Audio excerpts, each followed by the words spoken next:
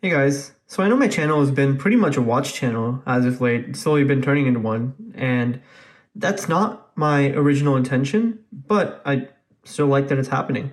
So I just thought I'd make one more watch video, and this one is kind of comparing my two Casios.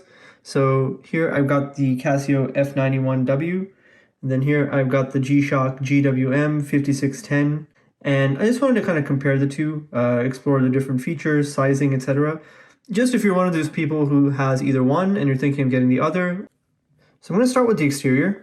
Obviously the G-Shock is quite a bit bigger. The display is also bigger.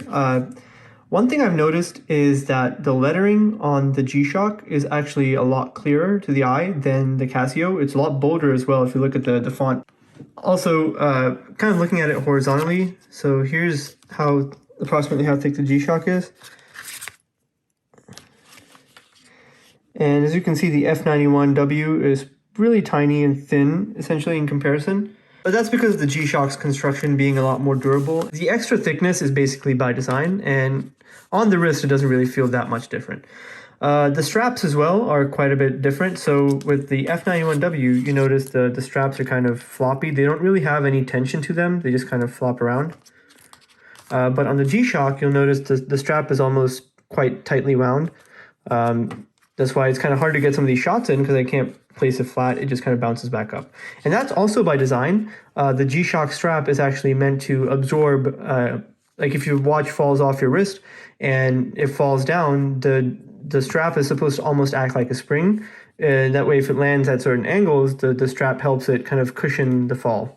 Also, the strap on the G-Shock definitely has a lot better, like sort of ridges almost. And from what I understand, these are to improve airflow while you're wearing it so that it doesn't get as sweaty. The F-91W, on the other hand, really basic strap, but I mean, again, you get what you pay for. And now, looking at the case backs, both of them have case backs that are held in with a couple of screws, but the G-Shock has this really cool engraving that the Casio F-91W, the base engraving is only pretty basic. Yeah, I really like the look of the back of the G-Shock especially. It feels really premium, especially compared to the Casio.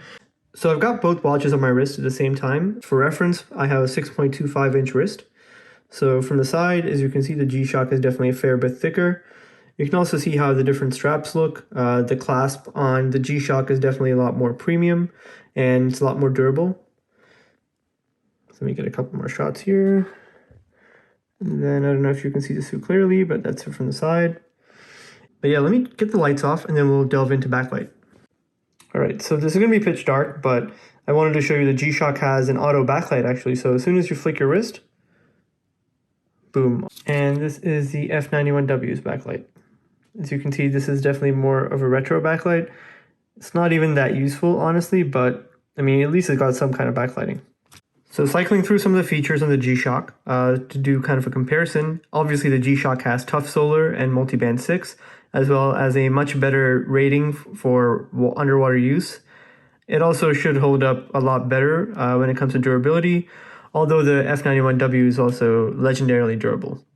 But yeah, as you can see here, you've got the day of the week, the date, and let's cycle between some of the modes. Here you got a world time. You can actually toggle this and change the time zone. As you can see, that's changing. You have, I believe, 20-something different time zones. You also have alarm. I think there's a total of 5 different alarms that can be set. You also have a stopwatch and a timer. But yeah, lots of features packed into this little watch. With the F-91W, on the other hand, you still have a decent amount of features. You still have the date and the day of the week. You got an alarm. I believe there's only one alarm. You got a stopwatch, and that's it. And I will say, however, this is kind of an odd thing that I noticed, but the F-91W's chime, the little beep that it gives off when you change modes, is actually a decent bit louder than the G-Shocks. So I don't know if you can hear this too well, but compared to,